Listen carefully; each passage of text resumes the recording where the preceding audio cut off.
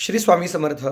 एका व्यक्तींचा मला असा प्रश्न आलेला आहे, गुरुजी, मी अनेक वर्ष झाली स्वामींची सेवा करतो, स्वामींचे नाम घेतो, तरीही स्वामी माझ्यावर कृपादृष्टी दाखवत नाहीत, कारण मी गरीब आहे आणि स्वामी गरीब आणि श्रीमंतामध्ये नक्कीच भेद करतात, असे मला जाणवले आहे.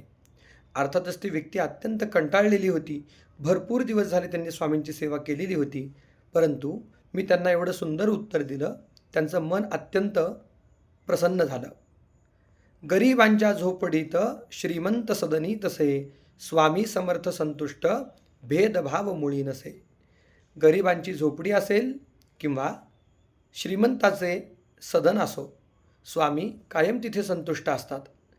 जर एखादी व्यक्ती खूप जास्त श्रीमंत आहे, परंतु त्याच्या मनामध्ये स्वामींच्या प्रती जर भक्ती नसेल, प्रेम नसेल, तर स्वामी तिथे कधीच निवास करत नाहीत. परंतु एखादी व्यक्ती खूप जास्त गरीब जरी असेल आणि त्याच्या मनामध्ये स्वामींच्या प्रती प्रेम, श्रद्धा आणि भक्ती असेल, तर स्वामी त्याच्या झोपडीमध्ये पण निवास करतात.